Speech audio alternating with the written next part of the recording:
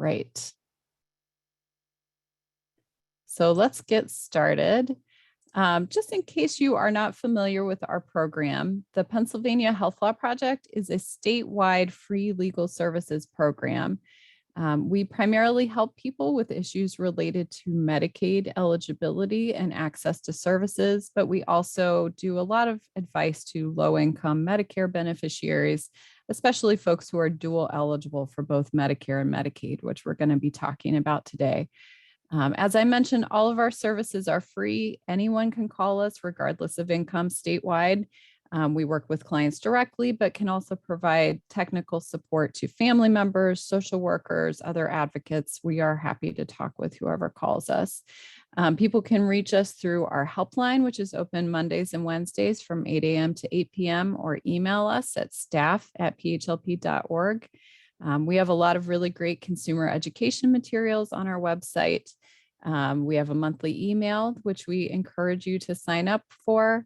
And we have some social media engagement that we're doing right now, and we'll have links to connect with us on social media later in the presentation. And then we do systemic advocacy as part of our work also with the state to try to improve Medicaid programs. All right, so today we are going to be going over, we're going to start by going over a review of Medicare Basics, just to make sure we're all on the same page. Then we're going to talk about Medicare coverage options and costs in 2022, at least the costs that we have now.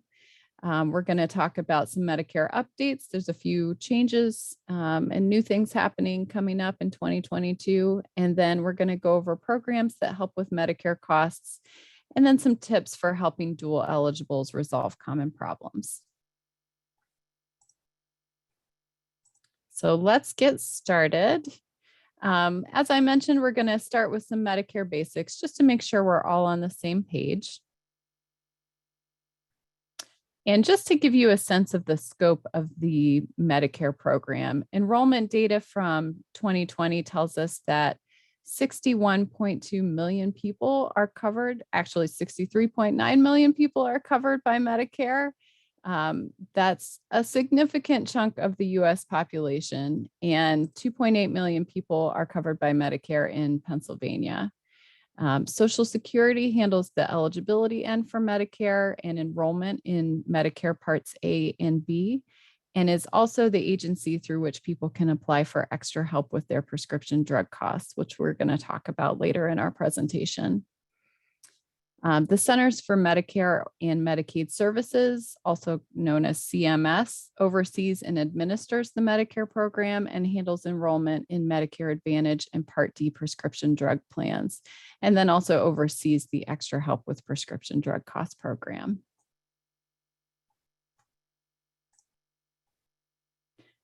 All right, so let's talk about who gets Medicare. Anyone who is age 65 and older is going to be eligible to enroll in Medicare. Other than people 65 and older, people are eligible to enroll in Medicare if they are getting Social Security disability benefits and they have been for 2 years, or if they have end-stage renal disease and they're receiving dialysis or have had a kidney transplant. So for a lot of people, enrollment in Medicare is automatic. If you are getting Social Security benefits at age 65, or you've been getting your Social Security disability benefits for 2 years, your enrollment is going to be automatic in Medicare. However, if you are not getting any Social Security benefits when you turn 65 and are not otherwise known to Social Security, you're going to need to take affirmative steps to enroll in Medicare. So you're going to need to take action and contact the Social Security Administration to enroll in Medicare. And this is becoming more and more common as people wait until after age 65 to start taking their Social Security retirement benefits. If you are already known to Social Security, you will get a welcome to Medicare packet and a card, and then we'll start, you can figure out how you want to enroll, what you want to choose as your Medicare coverage. So we're going to talk about that. All right. So Medicare is a complicated program, and we're going to go over the various parts of Medicare. Medicare is broken down into several parts. Part A is also called hospital insurance. And Part A of Medicare covers the care that people get in a facility. So it covers inpatient services in a hospital. If someone needs a limited amount of time in a skilled nursing facility or a rehabilitation facility, it's Medicare Part A that covers that care. And it also provides the coverage for some limited home health benefits and also for hospice. So for most people, if they've been working and have enough quarters of coverage, or they're married and their spouse has enough quarters of coverage, they're not going to pay anything for Part A. For some people, the premium can be as much as $471 a month in 2021. But for most people who have been working and have those quarters of coverage, they will receive Part A for free. We haven't gotten the 2022 costs yet, so I'm sure we'll share those in our newsletter as soon as we get that information. And we included here the deductible for hospital care and the copays, just to show that this is good coverage, but again, it's expensive. If you have to spend a significant amount of time in a hospital or in a nursing facility, it's going to become these costs are going to add up. Okay. Medicare Part B covers your outpatient medical services. So this is your doctor's visits, any lab work you need, outpatient services, outpatient surgery, mental health services, durable medical equipment. Most of that is covered by Medicare Part B.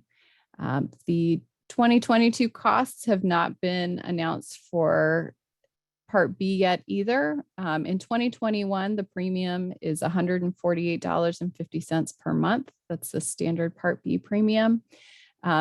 The Part B premium is projected to be $158.50 in 2022, but we haven't heard yet that has been announced. There is a Part B deductible of $203 in 2021, and people pay 20% coinsurance with Medicare Part B. So if you're an original Medicare, you have Medicare Part A and B, you use your red, white, and blue Medicare card for your Medicare coverage. Medicare covers 80% of your treatment, and you pay a 20% coinsurance. And people with higher incomes do pay a higher Part B premium. All right. Medicare Part C is not another benefit. Instead, it's really a different delivery system for Medicare Parts A and B. So this is just another way to get your hospital and outpatient coverage. This really is Medicare managed care. So these are private health insurance plans that you can choose to join if you have Medicare Part A and B. Medicare Advantage plans must cover all Medicare Part A and B benefits, and then plans can decide if they want to offer extra benefits that original Medicare doesn't cover. So original Medicare doesn't cover things like dental benefits, hearing benefits currently. Medicare Advantage plans will often offer some of those extra benefits as kind of a perk to joining their plan. The difference then is that you're limited when you're in a Medicare Advantage plan to a provider network. There are often prior authorization requirements. The plans have different rules for getting care. When you're in original Medicare, you can see any doctor that accepts Medicare. When you're in a Medicare Advantage plan, you have to see doctors that are in the plan's network and follow their rules for getting care. These types of plans are really growing across the country, and enrollment has increased significantly nationwide. In Pennsylvania, I think, there are about 45% of people in Pennsylvania are enrolled in Medicare Advantage plans. And we see that it's more popular in Southwest PA and the Harrisburg and Lehigh Cap areas than in Southeast PA for whatever reason. And everyone who's in a Medicare Advantage plan, sorry, Aaron, who's advancing the slides, does pay the Medicare Part B premium, and then people often also pay an additional premium for the Medicare Advantage plan. All right. The next part of Medicare is Medicare Part D. Part D is Medicare's prescription drug benefit. People can get this coverage either through a standalone Part D prescription drug plan if someone has original Medicare, or if they choose to get their Medicare through a Medicare Advantage plan, they can choose a Medicare Advantage plan that also includes prescription drug coverage. So depending on the plan you choose, the formulary differs depending on the different plan. Each plan decides what pharmacies are preferred, what pharmacies are in network. Preferred pharmacies tend to offer lower costs, and each plan can set its own rules for accessing different medications. People with creditable coverage may not need Medicare Part D.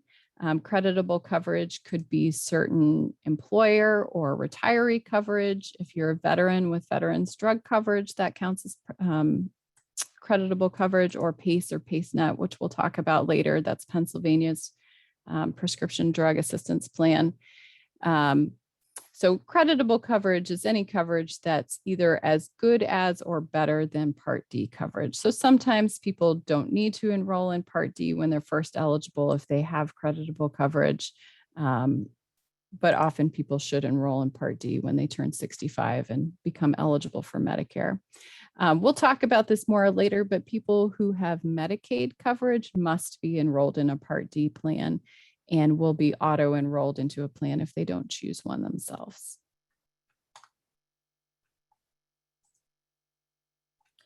So a little bit about the Part D standard drug benefit, because we do have the costs now for 2022. As I mentioned, the premium varies by plan, but this year the national base beneficiary premium in 2022 will be $33.37. The standard deductible is going to be $480. And then after the deductible is paid, people go into the initial coverage period. In a standard Part D plan, during the initial coverage period, the beneficiary pays 25% of the cost of covered drugs until they reach a certain amount. You enter the coverage gap phase when the total amount that both the beneficiary and their plan have paid for their drugs reaches $4,430 in 2022, and that includes the amount paid for the deductible. During the coverage gap, the beneficiary continues to pay 25% of the cost of covered drugs. And then once the beneficiary reaches $7,050 in total out-of-pocket spending, they enter the catastrophic coverage phase. At that point, the beneficiary pays the greater of 5% of their drug costs, or $3.95 for generics, or $9.85 for brand name drugs. But so these are the standard costs that the government sets out, but plans don't have to follow the standard costs, and most don't. So most plans aren't set up this way. Most plans have a tiered copay structure, and a generic tier, a brand name tier, and a specialty drug tier. And Aaron's going to talk a bit more about that. So for those folks who are in a Part D plan that has that more tiered copay structure, when people do hit that coverage gap, their costs generally are going to go up because they're going to move from paying copays to paying 25% of the cost of the drug.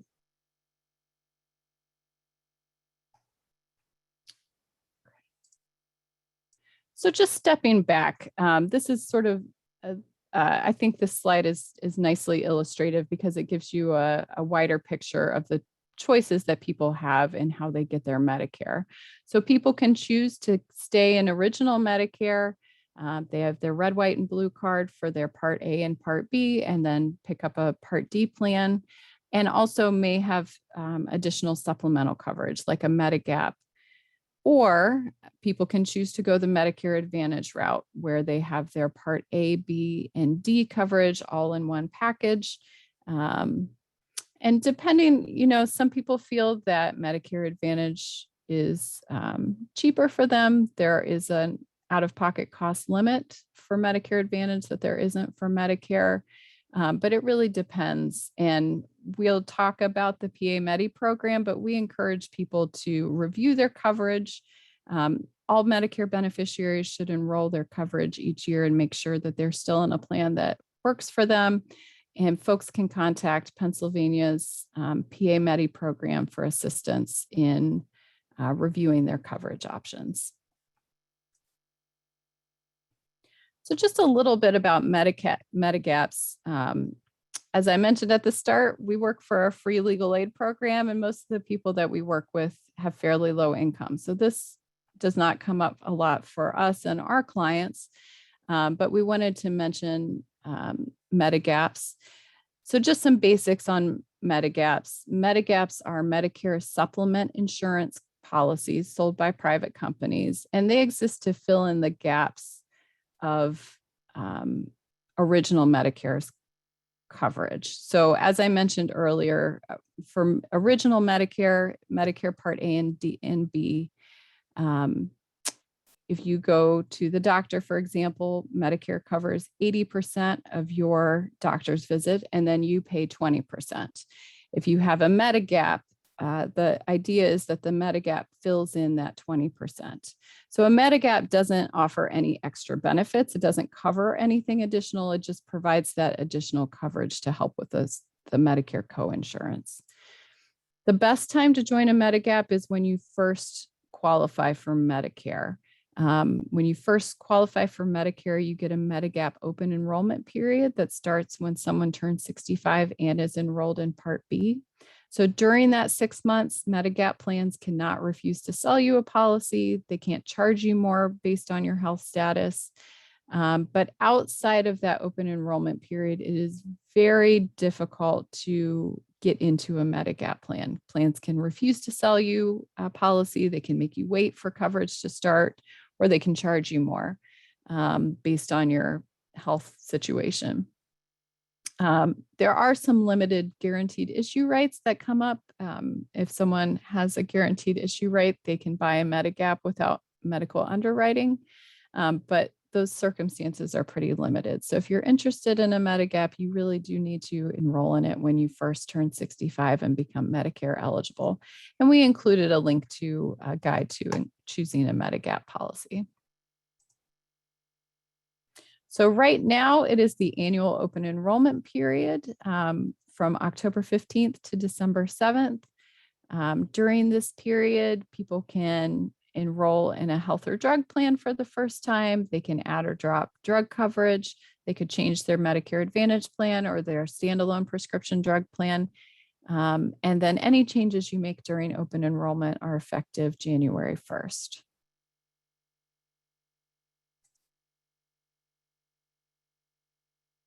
So just a reminder about Medicare enrollment periods. So we're in the open enrollment period right now, but starting in January will be the Medicare Advantage open enrollment period from January 1st to March 31st. So during that time, people in Medicare Advantage plans can change to a different Medicare Advantage plan, or they can switch back to original Medicare and a Part D plan.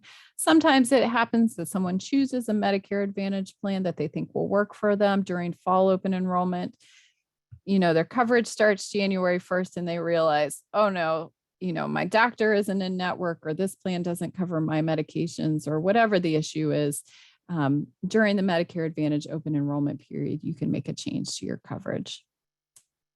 And then we also wanted to remind folks that dual eligibles and people who have extra help get a special enrollment period to make a coverage change each quarter during the first 3 quarters of the year.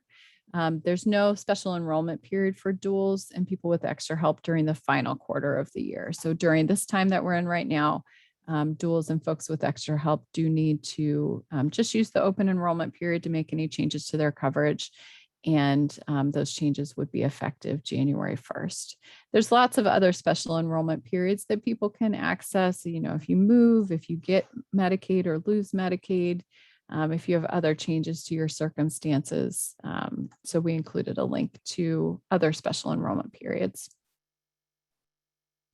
We also wanted to highlight this other exceptional circumstances special enrollment period. This is not new, but it is an option for people who maybe get bad information from either the Medicare plan finder or maybe a Medicare agent or broker who's trying to sell you a plan.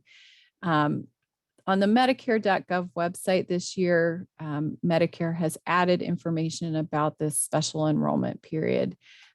So if someone believes they made the wrong plan choice because they got inaccurate or misleading information, including from the Medicare plan finder, they can call 1-800-MEDICARE, explain their situation, and request this special enrollment period.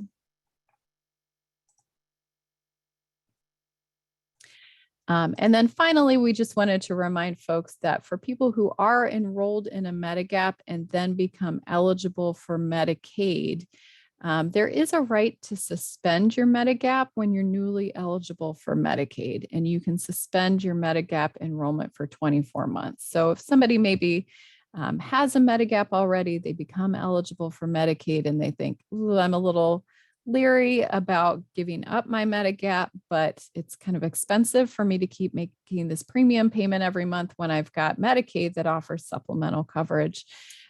They can request that their Medigap be suspended within 90 days of being approved for Medicaid. And there's CMS guidance about that. So I think I will stop here and see if we have any questions. Yes, Katie, we have one that just came in from Cindy. She said, switching from Part C to original Medicare, slide says can switch from original to Part D. Can you buy a supplemental plan when you switch? It's past the original open enrollment period. Right. So probably not. I mean, this is one of the problems with Medicare and with Medigaps, that there isn't, after that initial enrollment period for Medigap, it's very hard to get back into a Medigap plan. So yes, while it is true that someone in a Medicare Advantage plan could switch to original Medicare and Part D, unless they have other supplemental coverage, that's likely going to be a very expensive choice for them because they're likely not going to be able to get into a Medigap. Yeah, and I saw that someone just put in the chat that we now have 5-star plans available in Western PA. So the 5-star special enrollment period is an option. Thanks for sharing that, Charles. All right. If we don't have any other questions right now, then I will turn it over to Erin. Thank you. All right. Thank you, Katie. I cannot figure out how to get my video on, so I will work on that for the next section. Okay, and I guess just to add to what Katie said about the Medigap options, somebody could possibly get a Medigap if they are eligible for a guaranteed issue, right, outside of the open enrollment, like she talked about. So that would just be something to check if somebody wants to switch from a Medicare Advantage to original Medicare with a Part D plan, to check to see if they have a guaranteed issue right to help them get a Medigap. Okay, so I think there's a couple more questions that have come in, so why don't we take them before moving on to the next section? Yes. The first question is, can a salesperson sell a Medigap to someone on Medicaid? Okay, good question. And no, it's considered illegal to sell somebody on Medicaid a Medigap, because someone on Medicaid has full coverage. This is if they have full Medicaid coverage, because essentially a Medigap is duplicate coverage that the person doesn't need if they're on Medicaid. So that is not allowed. Great. And the next one is if they don't have a medical diagnosis, they can apply to Medigap plans. I sign people up for Medigap outside their open enrollment period frequently. Some carriers are more lenient than others in their underwriting. Okay, so that's good. Right. Like I think after open enrollment, somebody might still be able to get a policy, but it's harder for people that have health conditions to be able to do that. So thanks for sharing that, Erin. And then the last one is that it says people on Medicaid need to be enrolled in Part D. Does this mean through a special needs plan? Okay, good question, Sharon. We're going to talk about this a little bit more. So a special needs plan is one option that people on Medicaid and Medicare have, but it's not their only option. So they do have to have Part D through either a standalone drug plan or through a Medicare Advantage plan, which could include a special needs plan. So we're going to talk through this a little bit more in the upcoming sections. And then Erin, one more question that just came in the chat. When you switch to original Medicare from a Medicare Advantage plan in January, when will the coverage become effective? Okay, so in that Medicare Advantage open enrollment period, if you make a change, the change will start the first of the next month. So if you change in January, it'll start February 1st. If you change in February, it'll start March 1st. Great, thanks, Erin. Okay, great. Thanks for your questions. Keep asking them. It'll be much more enjoyable than listening to Katie and I just talk at you. All right, so we're going to move on to some Medicare updates for next year. And there's not a ton of major updates, but we just did want to highlight some things. Every year, the plan choices do change. So we just wanted to highlight this.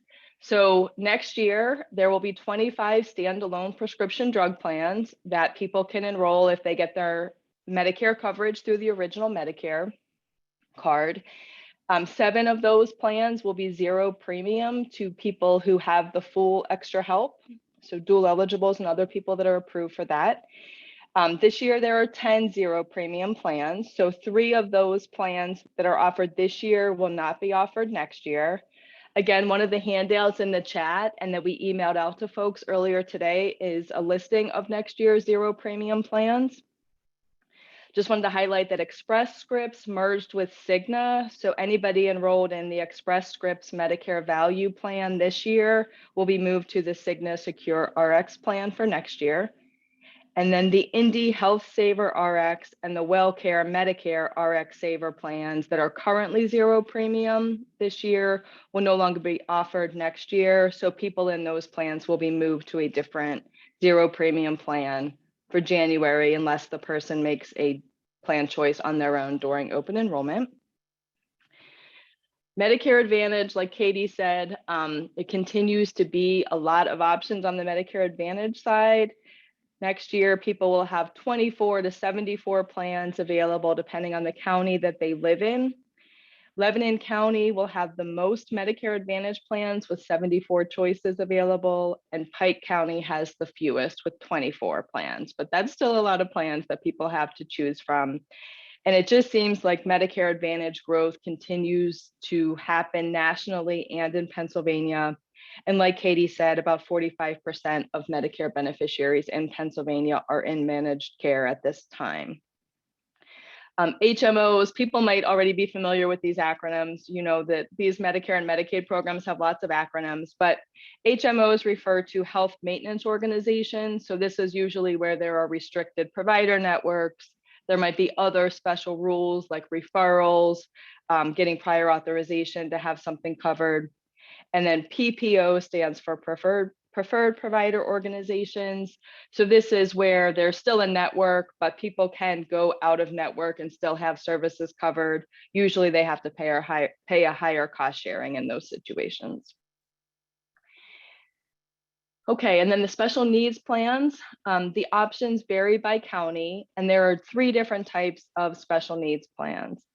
There are institutional special needs plans, geared towards people in nursing homes or people who need nursing home level of care but are getting care at home.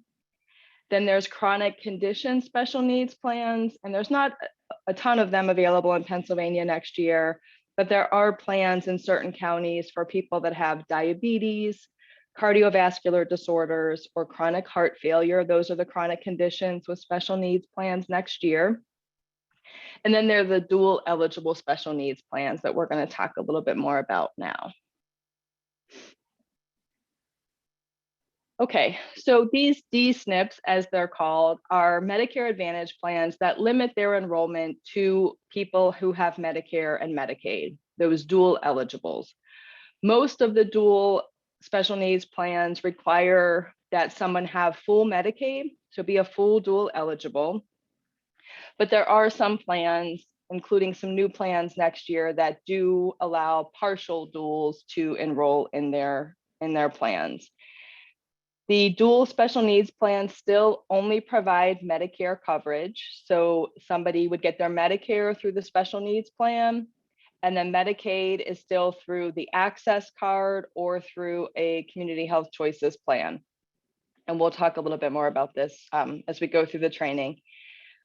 The dual special needs plans are all typically zero premium plans, and every county has at least 3 dual special need plans options available. And again, we do have a handout that lists out the special needs plans by county that everybody should be able to access through the chat or that was emailed. So if you're having problems accessing them, just shoot Katie or I an email and we'll get that to you, or send you the link to where you can download it from our website. So a couple things wanted to mention for next year. Gateway Health Medicare Assured, Diamond, and Ruby plans are going to be called Highmark Whole Care Medicare Assured, Diamond, and Ruby. So that's one change for next year. All Well Dual Medicare will be called WellCare Dual Access. So All Well is the dual special needs plan offered through Centene, which operates the Pennsylvania Health and Wellness Community Health Choices plan. United Healthcare and Cigna have both added special needs plans to certain partial dual eligibles. So partial dual eligibles are people that only get help with the Part B premium through Medicaid, or maybe they only have Medicaid to cover the Medicare cost sharing. And Katie's going to talk a little bit more about this in the next part of the training. Aetna Medicare Advantage Cares and Highmark Whole Care have expanded into more counties for next year. And then the final thing we just wanted to note, so there are 3 community health choices plans available, and most, but not all dual eligibles in Pennsylvania get their Medicaid through community health choices. And so it's a requirement that the community health choices plans have companion dual special needs plans. People in CHC are not required to join that plan's dual special needs plan, but they all have to have a dual special needs plan available. In certain counties, Columbia, Northumberland, and Montour, the state has given waivers to some of the CHC plans to not have a corresponding dual special needs plan next year.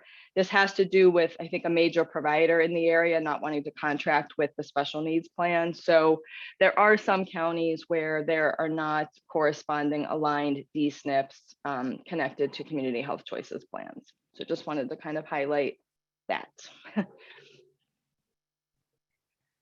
Okay. So since we are still in the middle of the pandemic, we just wanted to remind people about Medicare's coverage of COVID-19 services. And Medicare will cover lab tests to detect the virus, antibody tests, monoclonal antibody treatments, and COVID vaccines. All of those things are typically covered at no cost during the public health emergency for Medicare beneficiaries. And then Medicare does pay for medically necessary hospitalizations related to COVID, but cost sharing does apply for the hospitalizations, even if somebody is hospitalized for COVID. So just wanted to remind folks about that.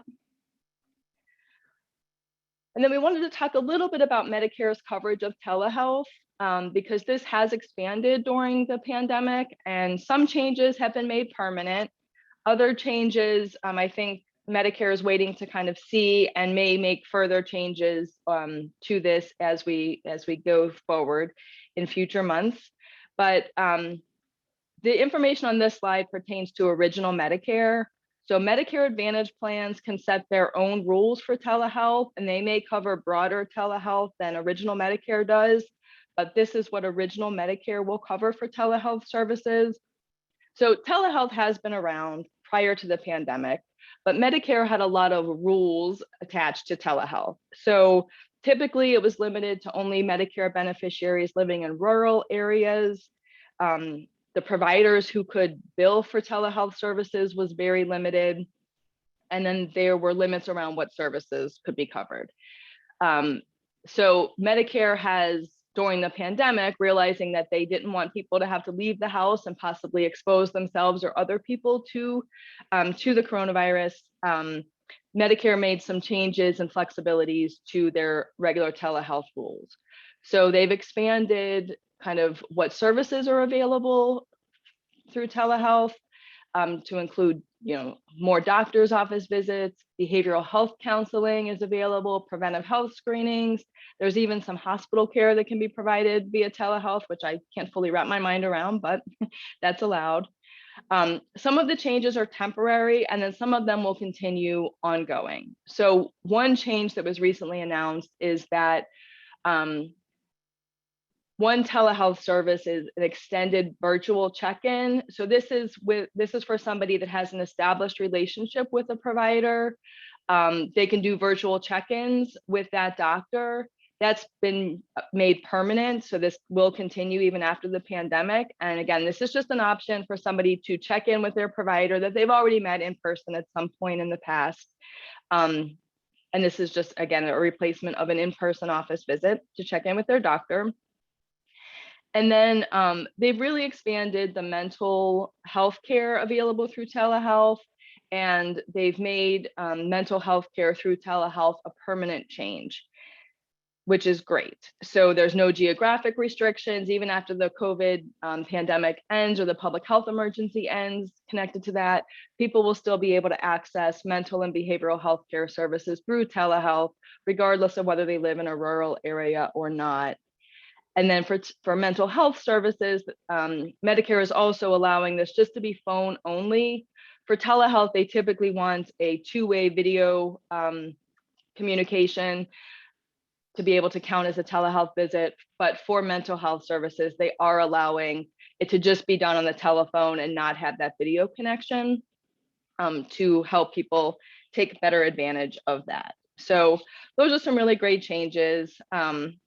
And I think more to come as we kind of move into possibly a post-public health emergency phase. Okay, just some changes regarding Part D, and these typically apply, this really, the next couple slides are going to apply to people that aren't eligible for extra help, because again, Katie's going to talk more about extra help, but extra help really limits what people pay for Part D coverage and for drugs under Part D. But there's a lot of people that don't qualify for extra help, and they can really struggle with drug costs, especially when they get to that coverage gap phase of coverage that Katie talked about. So a couple changes regarding specialty tiers for next year. So as Katie mentioned, most plans set up their benefits using a tiering structure as opposed to that standard benefit that the government sets out. So plans might have 5 tiers, and tier 1 and 2 are generic drugs, tier 3 and 4 are brand name drugs, and then there's a tier 5 that has specialty drugs, those really expensive medications or biological agents that cost people a lot of money are typically on a specialty tier. So one thing that Medicare is allowing for next year is that Part D plans can have a second preferred specialty tier.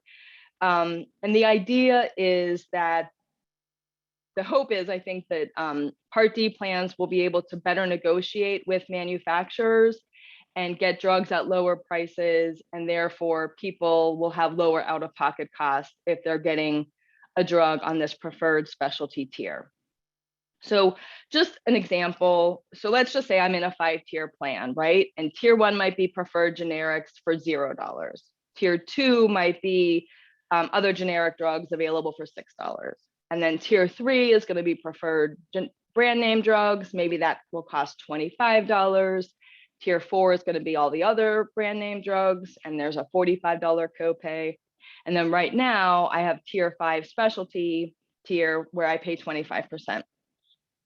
Next year, they might have 6 tiers, and tier 5 will be a preferred specialty tier that might give me those specialty meds at 15 or 20%, as opposed to 25 to 33%. So that's something new for next year.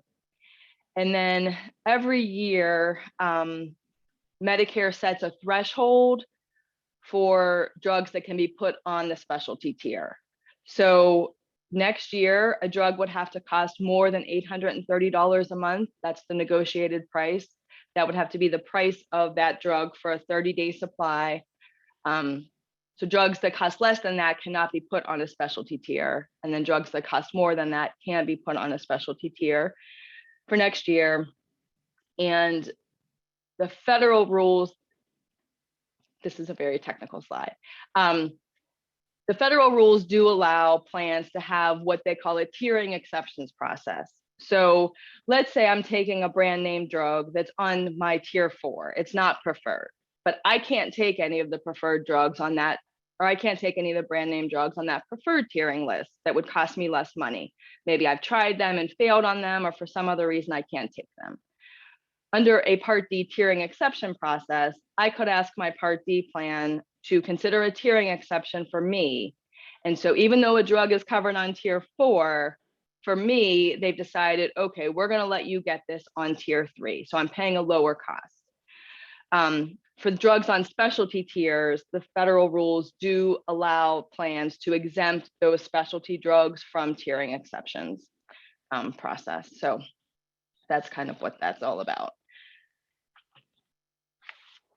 Another change that started this year that, again, mainly impacts people without extra help, that will continue for next year, is a Part D senior savings model connected to insulin. So according to federal government statistics, 1 in 3 Medicare beneficiaries has diabetes, and there's over 3 million Medicare beneficiaries that use insulin, which is kind of a really shocking number when I saw it. And people can struggle to afford insulin, and insulin is an important part of their treatment to prevent further health issues and possibly vision loss. And so people really can struggle to pay for their insulin. So cost is a barrier to them getting the treatment they need. And so this savings model was developed to try to help insulin be more affordable for people. So the Part D plan decides whether they're going to participate in this program. And if a Part D plan does participate, they have to cover certain insulins for $35. And that $35 is the cost during the deductible phase, the initial coverage phase, or the coverage gap phase. And certain manufacturers participate. It's voluntary for the drug manufacturers, but Humalog is part of this program, Novolog, Humulin, Novolin, Lantus. Those are some of the insulins available through this program. In the link on the slide, it'll take you to more information, including where you can find a list of the Part D plans that are participating next year. And it will also take you to a list of all of the insulins available under this savings model for 2022. So this is a great program. The one thing, we're going to talk about the plan finder next, but the plan finder is what people use to research their options for next year. The plan finder used to have a filter where you could check a box to see plans that participate in this senior savings model. So that filter is no longer available next year. But if somebody is doing a plan comparison and putting in their specific drugs, if a plan is participating, when they calculate the cost for that plan, it should kind of reflect the $35 copay if they are participating in this model next year. Okay, so just wanted to kind of talk about just some quick Medicare updates on the Medicare.gov website. So if somebody goes to Medicare.gov, this is the homepage that people get to. Medicare, this plan finder, all of these changes started back in August of 2019. So over the last couple years, Medicare has made improvements to help make this site work better, make the plan comparisons easier to use for beneficiaries or people helping beneficiaries. The plan finder, again, is where people go to compare Medicare Advantage plans and prescription drug plans. You all may be doing this in a professional capacity or a personal capacity. I know every fall I meet with various family members and try to help them use this plan finder tool to compare their current drug plan to see if they should make a change for next year. The plan finder can be used on a computer or a laptop, as well as mobile devices. The site will look different on a mobile device compared to a computer or laptop, but it's functional on both kinds of devices. One new thing for next year is that the plan finder will have information and links to pharmaceutical manufacturers' programs for medications. So, one example of an expensive medication is Humira. So if I'm on the plan finder and I put in a medication that's really expensive like that, it'll give me links to where I can find other sources of help to reduce the cost even further for those medications. And people can see what the requirements are for that program or get information about how to apply for help through those programs. People can put in pharmacies when they use the plan finder. It's going to default to just any in-network pharmacy with that plan, the results, but there is a button you can check to only show preferred pharmacies. And again, a lot of plans use preferred pharmacies where people can get even more savings if they go to a preferred pharmacy versus just a standard in-network pharmacy. Then just a couple reminders, people have to have an account to be able to get personalized information. So this is what really was a really big change back in 2019. So to look up what someone's current coverage is or to check their extra help status, you have to have an account set up on Medicare.gov. To be able to save your drug list or pharmacies, you have to have an account. Otherwise, you have to kind of plug in that information every time you go onto the plan finder. And we just wanted to remind folks that you don't need an email address to set up an account on Medicare.gov. So don't let that be a deterrent if you don't have an email address. So if you go to Medicare.gov and you do have an account, this screen is what's going to show. This is kind of the dashboard screen. This is the first screen that you'll get to see when you log in to Medicare.gov. So you'll see kind of over here is where it shows the current plan and when your Medicare coverage started. One new feature of the Medicare.gov for next year is that you can print somebody's Medicare card. So if somebody lost a Medicare card, they don't have to wait for a replacement to come in the mail. They can print out one that will have their Medicare number and the start dates, just like one that you would be sent in the mail. If people want to update or print out their drug list, they can do that by clicking this button here. I don't know if you can see my little mouse moving around. If people want to go into their claims history, maybe they got a bill and they're not sure if that's right or if they actually got that service, they can go in through that claim system. So there's lots of information available through Medicare.gov if you have an account. And then, so if you go to this Find 2022 plans, you would click on that, and that's where you would find out somebody's extra help status. So it used to be that whenever you logged in on that main page, it would show somebody's extra help status, but where that information is this year now has moved to the first screen of the plan finder tool. So again, if you're logged in and have an account, it'll show you the current coverage, whether someone has current extra help status, and then it'll show somebody's coverage for next year, as well as the extra help status for next year, even though the extra help status, I think, is on the next screen. So just some updates if people use that, use this tool. And again, Katie talked about that special enrollment period tied to people who get misled or get wrong or inaccurate information. We just wanted to kind of pause on this because Medicare has reported that scams are on the rise. I think this is kind of beyond Medicare too. I know I get a lot of spam calls, and I'm sure everybody else does. But Medicare is concerned just about the increase in the scams, especially during the COVID pandemic. So just some things that they reported. So there's some unethical sales practices going on where somebody might call a Medicare beneficiary and say, hey, let me send you a new card for free. It's going to include dental and vision. And really they're talking about a Medicare Advantage plan that they want to enroll the person in without calling it that or being clear that that's what they're trying to sell the person.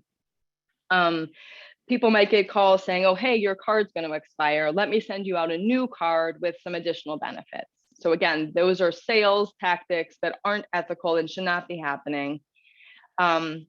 People should not be getting unsolicited calls from salespeople trying to sell them Medicare plans. Agents and brokers are not allowed to go door to door to solicit business or sales. So these things are happening. We provided links to the Medicare marketing rules if you want to dive into those. The more helpful handout will probably be this agent broker do's and don'ts. So that just kind of really quickly tells people what is allowed and what isn't allowed. And again, unsolicited calls or text messages, door-to-door sales are not allowed. If a beneficiary agreed to being called, that is allowed. Or if somebody is enrolled, let's say in a community health choices plan, then that somebody connected to the plan could call that person and talk about other offerings through the Medicare system. If somebody is running into problems with this, report it to the PA Medi program. And again, PA Medi is the new name for what used to be called the Apprise program, Pennsylvania State Health Insurance Program. Reach out to Carrie. They have a senior Medicare patrol that looks into fraud and abuse for Medicare beneficiaries, or call 1-800-Medicare. And again, if people ended up getting enrolled into a plan through one of these scams or because they weren't kind of clear on what they were signing up for, then they can ask Medicare to use that special enrollment period connected to misleading, false, or incorrect information to be able to change their plan. And then finally, just wanted to kind of highlight what is ahead, things to look forward to in upcoming years. So the Medicare premium bill is going to be redesigned at some point next year. Medicare didn't give an exact start date for this. Most people on Medicare just have their premium come out of their Social Security check, like Katie talked about. But there are some people, especially those people age 65 that aren't collecting Social Security yet, that do get a premium bill for their Medicare Part B premium. So those bills are going to be redesigned. So just they'll look different at some point next year. One of the big changes that we're excited about is something connected to beneficiary enrollment simplification. So not next year, but starting in 2023, if people enroll into Medicare Part B during the general enrollment period, right now that's January through March of every year with coverage starting in July, that start date is going to change. So it'll now be effective the first of the next month to kind of line up with how Part D works, right? Or Medicare Advantage. People enroll in a plan. Typically, it starts the first of the next month if they're changing plans through a special enrollment period. And then if somebody's enrolling through their initial enrollment period around when they're first eligible, if they enroll in the last 3 months of that initial enrollment period, their coverage is typically delayed by 1, 2, or even 3 months, depending on when they enroll. So all of that's going to change, and enrollments during those periods will take effect the first of the next month after the enrollment occurs. So it'll just speed up when people's Medicare will start and they can start using that coverage. And then finally, before we break for questions, between now and 2030, Medicare is going to be increasing its coverage for certain colorectal cancer screening tests. So right now it's 80% coverage. It's going to increase to 100% by 2030. And really what's changing here, right now, the screenings are free But where this becomes a problem is if during that screening, if a growth or a polyp is found and removed, that part is what's being billed at 80% for people. So it's that diagnostic part of this where a polyp or a growth is removed that is found during the cancer screening that will eventually become covered at 100% by 2030. So that's just something coming down the road. Okay, I'm going to stop here and see what questions people have. Yes, we have a couple questions. The first one is, who are the CHC companies in 2022? Okay, yep, there's no change to the CHC company. So it's still AmeriHealth, Canada CHC, if you're anywhere other than Southeastern PA, or Keystone First CHC plan in Southeastern PA, UPMC, Community Health Choices, and then Pennsylvania Health and Wellness, Community Health Choices plan. There's no change to the CHC plans next year. Mm-hmm. And then Sharon said, I usually see special needs plans with dual coverage. I usually do not see persons with special needs plans based on their chronic condition. How does someone qualify for a chronic condition special needs plan?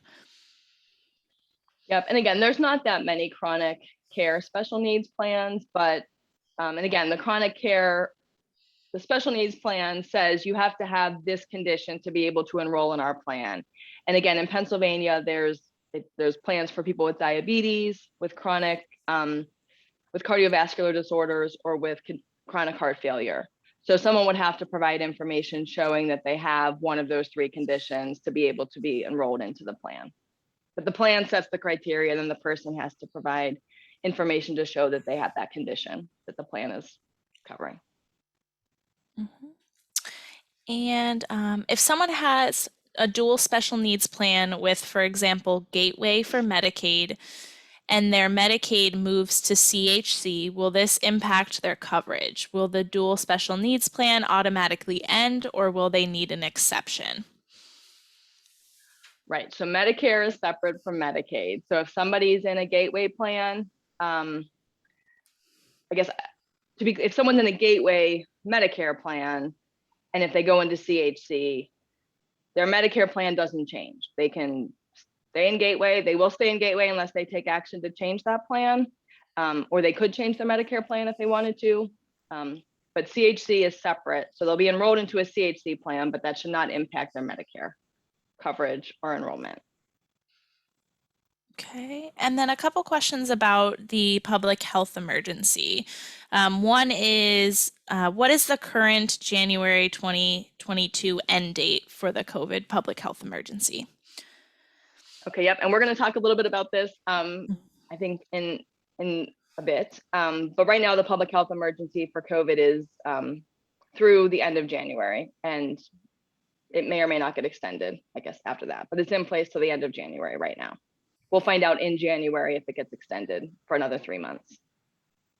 Okay, and the last question, I believe, is, can a physician charge a copay for a telehealth visit to review blood work under the COVID public health emergency? That's a good question. It's specific. I should have said that if somebody does have a telehealth visit, they pay the same copays, cost sharing, that they would pay if they saw that doctor in person. So I guess I should have made that clear. Whether they can specifically charge, like they're having a visit to discuss the results of the blood work, I would think if it would be just like an office visit where they would do that, then yes, I would think that there would be a charge for that. But that's a specific question, and maybe we're missing something. So we can double check on that and follow up with the person that asked that question. Okay. Or we can connect online, get some more details. That's all the questions for now. Thanks, Erin. Okay, great. Okay, and I see that I think Charles commented that claims information, right, this is a good point. So on that Medicare.gov, the claims information would only be available if somebody gets their coverage through original Medicare, if people are enrolled in Medicare Advantage plans, and that's how they're getting their Medicare coverage. I think the Medicare Advantage plan would send them explanation of benefits, or there might be a system through that Medicare Advantage plan where people can go online to check the claims. But yes, good point that the claims on the Medicare.gov is only claims billed to original Medicare and paid by original Medicare. So thank you, Charles. And we have one more question that just came in. A couple questions that came in. Do mental health therapists still have to be Lcsw credentialed in order to provide services for those with Medicare? Yeah, so I think the telehealth changes don't change the credentialing criteria, right? So people still are going to have to meet whatever requirements are in place to be able to be enrolled as a Medicare provider and bill Medicare for the service. It just changes that the service doesn't have to be in person. It can be done over the phone. So I don't think it would change the LCSW requirement. And Katie, jump in if you have anything to add or correct.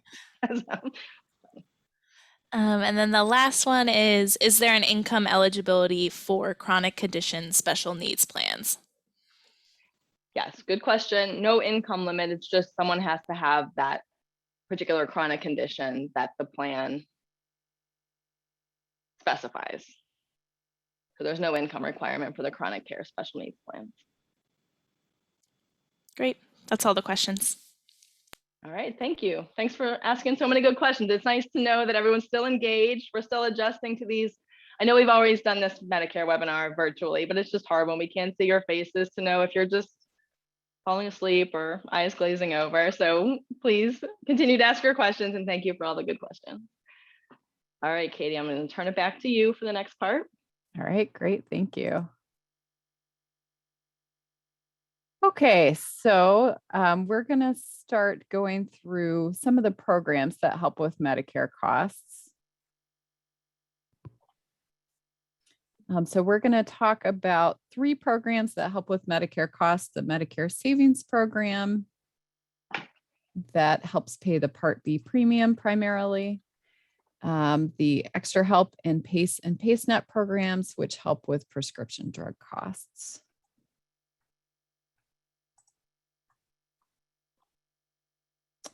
Okay, so as we talked about earlier, Medicare is great coverage, but it can be expensive. So we thought it was just worth highlighting for some context how many Medicare beneficiaries have pretty low income. And you can see from this graphic that in Pennsylvania, between 20 and 22% of Medicare beneficiaries have income below 200% of the federal poverty level. And I guess for more context, 100% of the federal poverty level in 2021 is just $1,074 a month for a single person. So folks below that 200% of poverty level don't have a lot of income to work with already. So if there are ways that they can save money on their Medicare costs, we want to make sure people are connected with those programs. And so people might be eligible for these programs we're going to talk about, but aren't aware of them. Or maybe they applied in the past and didn't qualify, but their income or resources have changed. Maybe they've had their spouse has passed away, something like that. And people might not realize they can apply again. Medicare is highlighting these cost saving programs during its open enrollment period messaging this year. And just as a reminder, we're going to go through all 3 of these programs, but PA Medi, Pennsylvania State Health Insurance Program, does provide free help to Medicare beneficiaries to apply for these programs.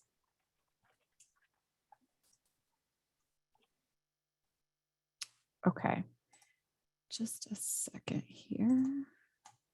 There we go. All right, so the Medicare Savings Program, I wanted to talk about this program first. The Medicare Savings Programs are a Medicaid benefit. So this program is administered by the Pennsylvania Department of Human Services, and it is the county assistance offices that determine people's eligibility for these programs.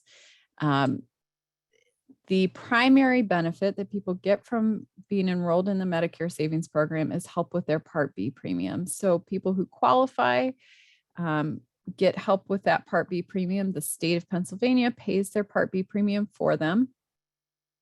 And so then they've got more money in their Social Security check. They don't have that $148 coming out of their Social Security check each month. This is also called the Medicare buy-in program. That's the way the County Assistance Office talks about it. For folks with the very lowest incomes, folks below 100% of the federal poverty level, the Medicare Savings Program can also cover their Part A and B deductibles and cost sharing. So for most people who are enrolled in this program, they're just getting the help with the Part B premium. But for folks with the lowest income, they get some additional benefits.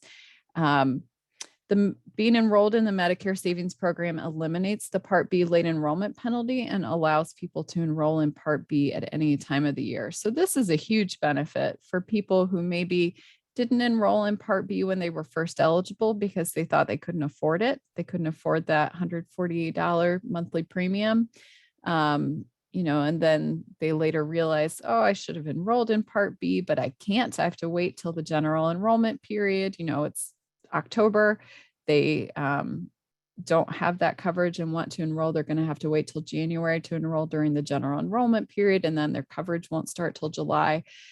So anyone that you talk to, if you're working with consumers and they don't have Medicare Part B, it's worth screening them for this benefit, because in addition to that, help paying the premium, helping people get enrolled in Part B is a big benefit.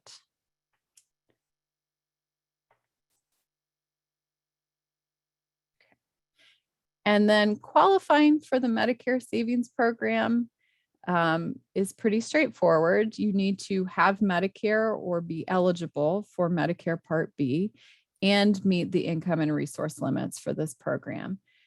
So you do have to qualify separately for this program. Even if someone has Medicaid, they're not automatically going to qualify for this program. People have to separately qualify for help with the Part B premium. So we've listed here the monthly income and resource limits on the slide.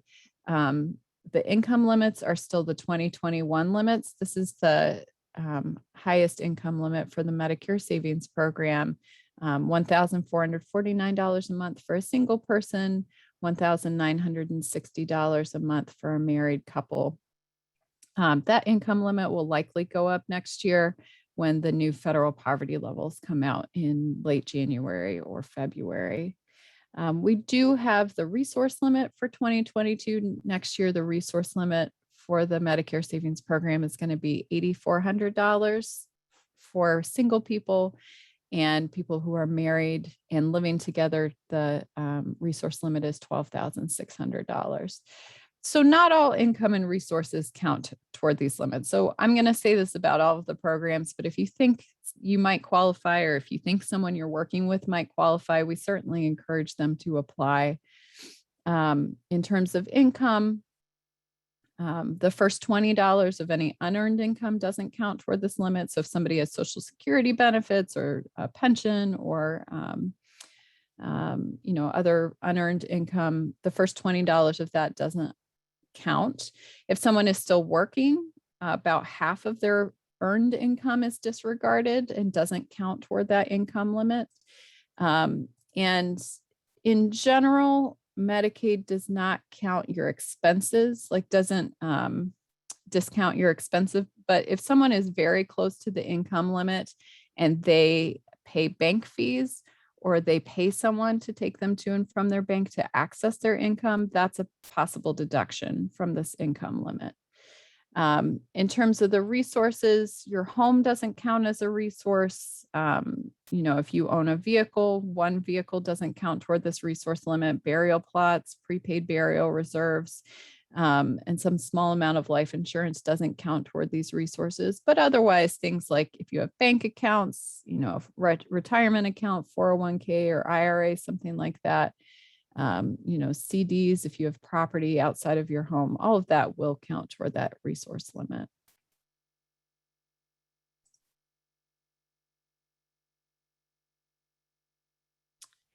So folks can apply for the Medicare Savings Program either online through the Compass website or by filling out the paper application. There is a separate paper application for the Medicare Savings Program, And it is shorter and a bit more simple than going through the full Compass application. If you do the application on the Compass website, you have to do the full Medicaid application.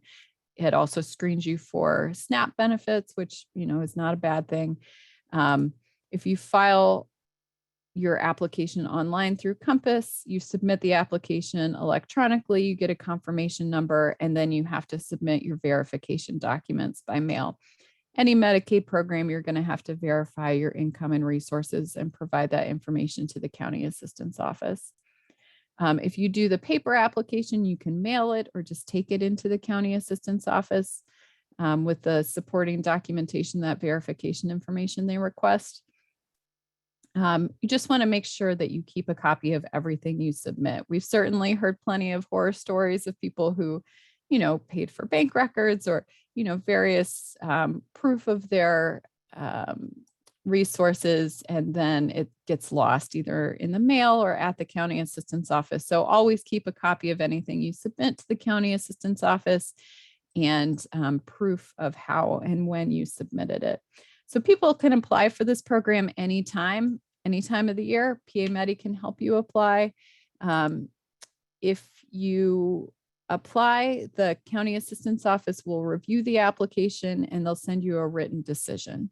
They are supposed to review your application within 30 to 45 days. They'll send you a notice letting you know if you qualify and when your eligibility starts, because with the Medicare Savings Program, you can have coverage retroactive 3 months. So if you qualified 3 months ago for this program, you can get coverage for up to 3 months ago. If you're denied, you have a right to file an appeal. And just to note, if you do the application for this online, through the Compass website, you do want to make a note on the application that you're asking them to review you for the Medicare Savings Program. It's often, it's not the first thing that the county assistance office might be looking at. They're supposed to screen people for any Medicaid benefit they might be eligible for. But just to make sure they don't miss the Medicare Savings Program, it's helpful to make a note to that you're asking them to review you for the Medicare Savings Program. So we know that the Medicare Savings Programs are underutilized. This is why Medicare is highlighting these programs during open enrollment this year. The numbers on the screen are national numbers, but even looking at Pennsylvania's numbers, which are a bit better, there are clearly people who are eligible for the Medicare Savings Programs and just aren't receiving that benefit. So we want to get the word out. Okay. So extra help with prescription drug costs, also known as the Low Income Subsidy or LIS program, is a Medicare benefit connected with Medicare Part D prescription drug coverage. So the Social Security Administration and CMS administer the Extra Help program. And as we saw when we went over the parts of Medicare, Part D can be very costly for people, and people can have trouble affording their medications under Part D, especially if they're in that coverage gap phase. The Extra Help program works with Part D.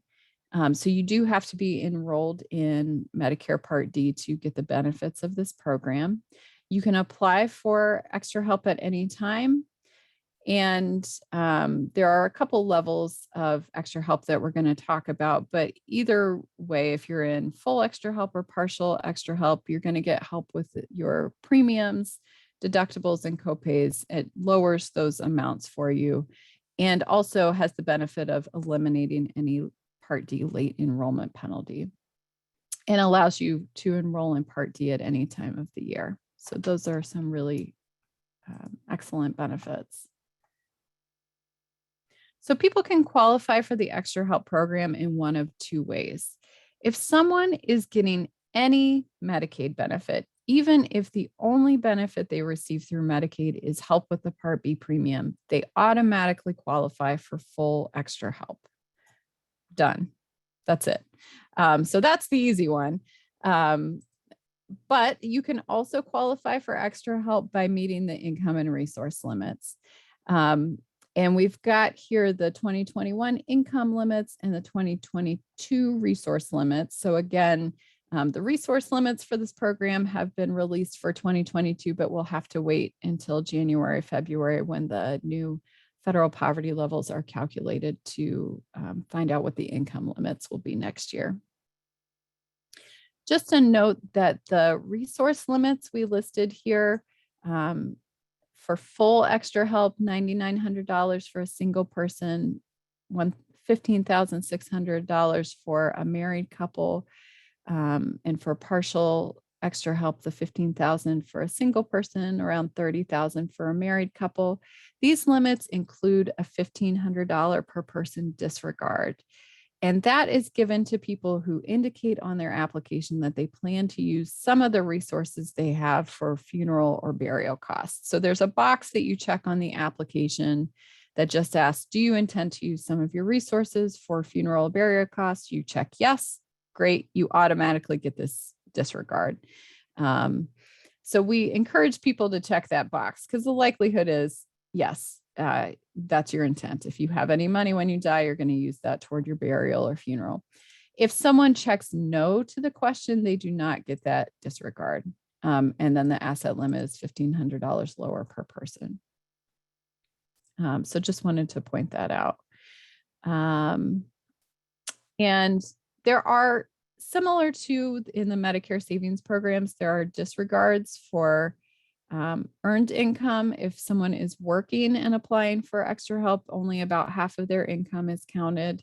Not all of people's resources are counted, similar to the Medicare savings program. The person's home, any motor vehicles they have, burial plots, life insurance doesn't count as a resource toward for the extra help program. So again, if somebody seems to be on the line or seems like they might qualify, it's worth applying.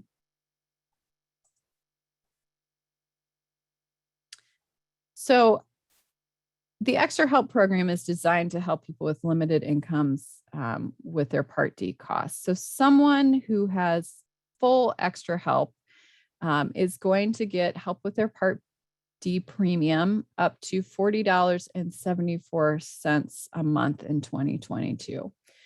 They're not going to have to pay any deductible for their Part D plan. And then their copays are going to be limited. So just a little bit about the premium. There are several zero premium Part D plans that you can enroll in if you have full extra help and pay a zero premium. So that's, as Erin mentioned earlier, that's one of the handouts we provided. There's 7 zero premium prescription drug plans for 2022. If someone chooses a different Part D plan because none of those zero premium plans work for them and has full extra help, they would receive help with the monthly premium for that plan up to the $40.74. So we know that there are prescription drug plans out there. I think there's one that's $178 a month.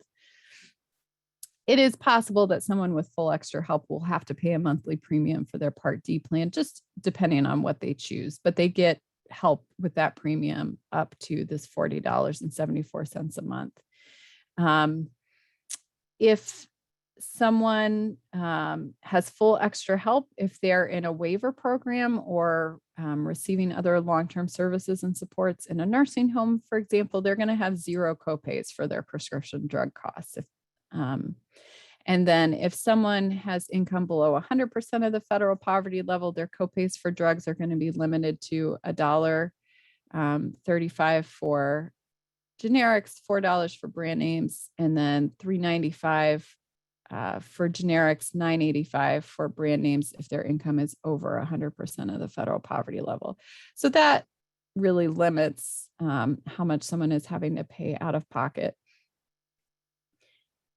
And just as a reminder, everyone who automatically qualifies for extra help because they have medical assistance gets full extra help. So this is the full extra help is the level of assistance they're going to get if they have any Medicaid benefit. Partial extra help comes up when someone applies for extra help and is approved based on their income and resources that they only qualify for the partial subsidy. So people who qualify for partial extra help do get some help with the premium. Their annual deductible is limited to a max of $99. And then their copay or coinsurance costs are also going to be limited. So this is still a helpful benefit. They're going to pay 15% coinsurance for their drugs until they reach that $7,050 out-of-pocket limit. But considering someone in a standard Part D plan would be paying 25% coinsurance, typically, that's still a helpful benefit. And then once they reach that out-of-pocket limit, their copays are limited to the $3.95 or $9.85 for the remainder of the year. So I know we kind of hammer this, but just a reminder that if you're getting any Medicaid benefit, you automatically get full extra help and do not have to apply. One of the nice things about the extra help program is you apply and you're good for the entire calendar year. So extra help reviews people's eligibility and redeems them as eligible for the following year around the 1st of July. So if somebody is on Medicaid between July and December of 2021, for example, they've already been reapproved for extra help for all of 2022, even if they later lose their Medicaid. So sometimes people will call us and say, oh, I lost my Medicaid. Am I also going to lose my extra help? Well, the answer is not yet. So if somebody called me today and said, oh, this shouldn't happen because of the public health emergency, but pretend the public health emergency isn't going on. If somebody contacted me today and said, I received a termination notice from the county assistance office, I'm losing my Medicaid coverage, I could reassure them, you've already been reapproved for extra help for all of next year. And then next year, you're going to need to look out for a notice from Medicare telling you that if you want to keep your extra help coverage, you're going to have to apply and meet those income and resource limits. So sometimes people don't know that they have extra help. You can often find out by just asking them, well, how much do you pay at the pharmacy? If they tell you they're paying those limited copays, they probably have extra help. But they can also go on Medicare.gov if they have an account and check for their extra help status, or they can call 1-800-Medicare and check their status.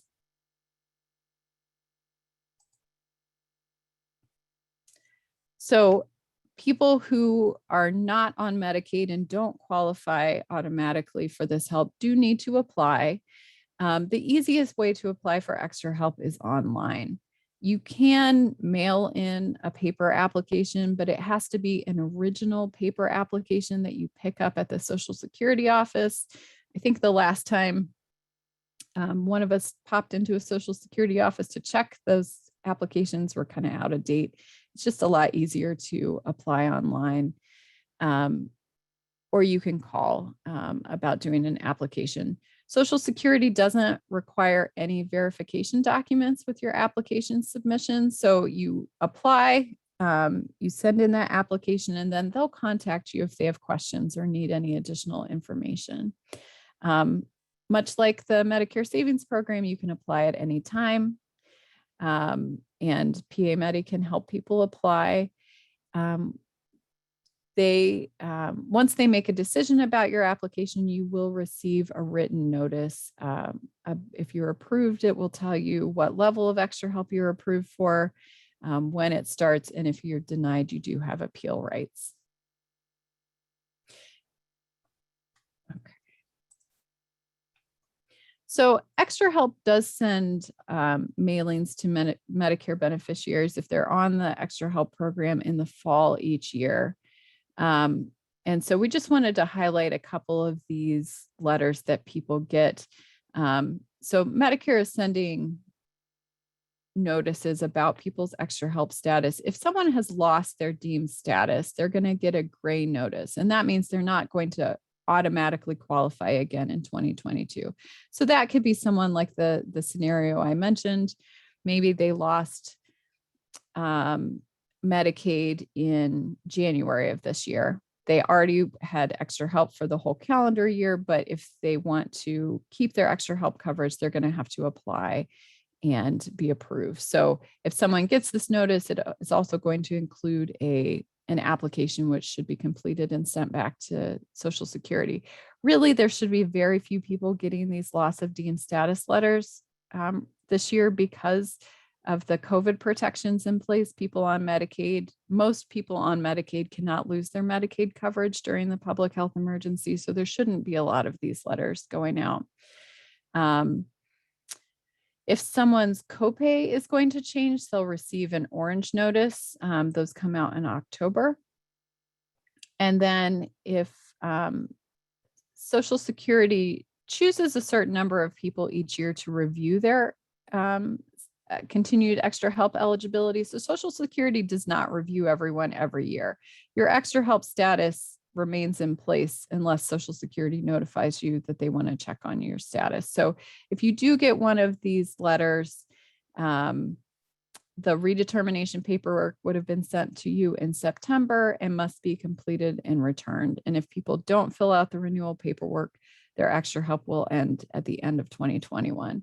So every year in January, February, March, we do get calls from people who, maybe ignored these letters or didn't notice them, didn't open them.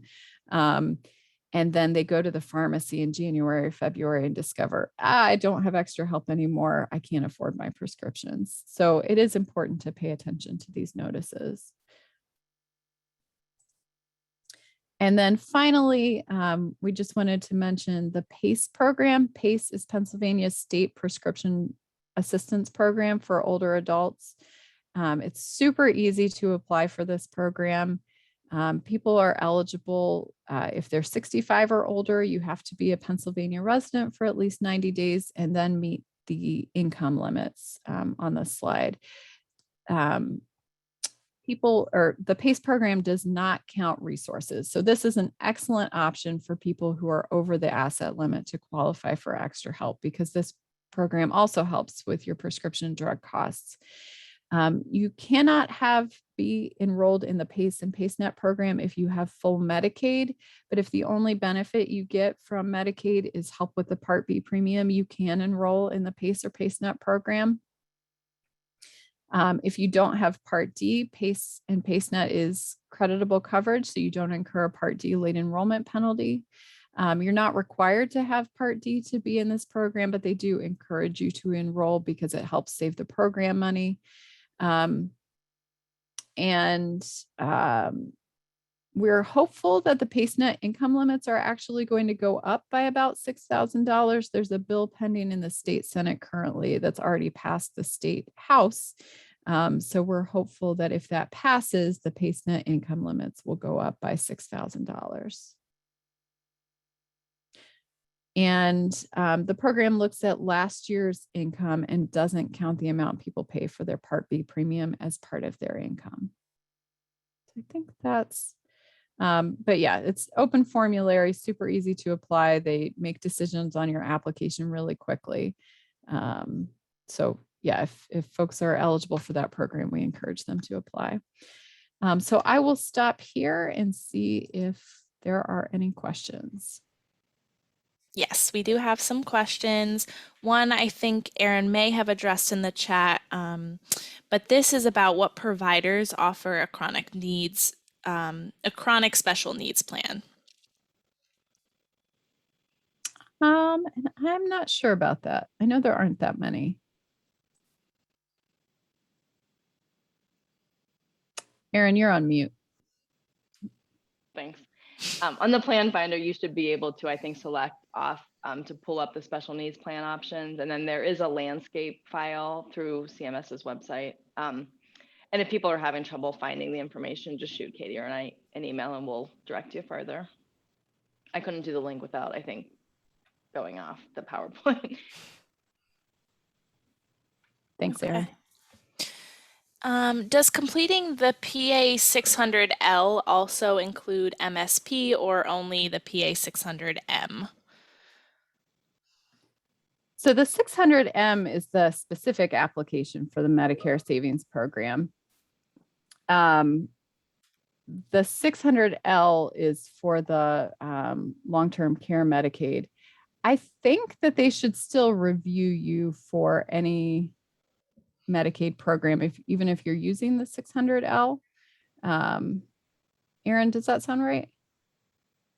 Yep. Yeah, they Yep. have like any form is a good form. So whenever Right. somebody applies, regardless of how they apply or what form they use, the caseworker is supposed to look at that application for all possible eligibility. That's what should Great. happen. Great. Next is life insurance does count as an asset when applying for Medicaid, correct? Yes. So only if you have like a whole life insurance policy that has a cash value. So someone with like a term life insurance policy, that's not going to count as a resource. But a certain amount of a whole life the cash value of a whole life insurance policy could count toward your resource limit. Couple more questions. Next is there a department that can analyze my coverage so I know I'm not paying too much for my coverage or on the wrong plan? My supplemental plan keeps going up and I don't know if it's worth it. Yeah, so I would suggest calling your local PA Medi program. We have the contact information for the statewide PA Medi helpline at the end of our presentation. You can call and be connected with your local county's program to sit down with you and go over your Medicare coverage. That's a good question. And then how does PACE or PACENet work with extra help or Part D benefits? Yeah. So the two programs can work together to limit your prescription drug costs. I don't have in front of me right now how that works. PACE copays are a little bit, if you were just on PACE and PACENet, I think your copays would be a little bit higher than if you had extra help. But Aaron, do you know the answer to that off the top of your head? If not, I can go back and look and get back to you. That's a good question. And we can certainly follow up. I think if somebody has partial extra help where they would have that 15% copay, or that's the most they would pay, if they had PACE or PACENet, that might help bring those costs down even more. So I think when somebody has Part D and PACE or PACENet, Part D pays first. So if you have extra help, that's going to process through that. And PACE or PACENet will help you, if PACE or PACENet would further reduce the cost of your drugs after Part D and extra help, or if you need a medication that your Part D plan doesn't cover, because again, for the extra help to help you with Part D, the medication you're taking has to be on the Part D plan's formulary. So the PACE and PACENet, since they have an open formulary, sometimes their coverage is broader. And so maybe you need a medication that is only covered by PACE or PACENet, and then you would pay the PACE or PACENet cost for that drug. Okay, great. And then the last question that came in, I think, is in regards to MSP. Charles is asking if a beneficiary can still enroll by calling Benefits Data Trust. And yes, I believe so.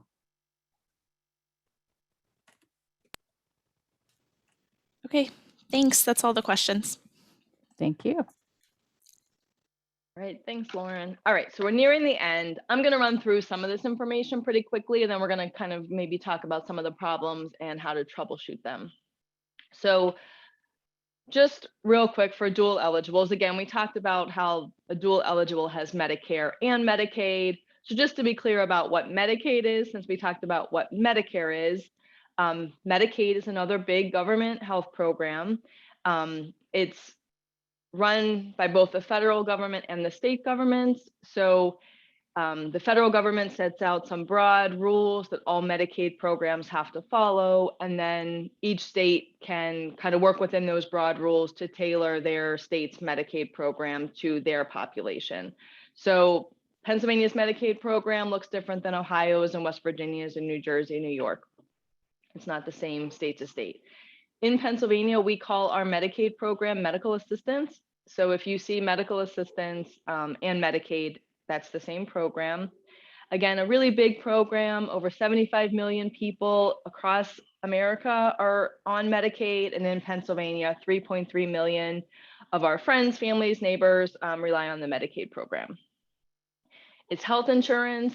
Primarily, you have to have limited incomes. A lot of the categories of Medicaid have resource requirements as well, as Katie talked about. And people on Medicaid, it can be their only insurance, or it could be secondary insurance to Medicare, or maybe employer coverage that you get through your employer or a family member's employer.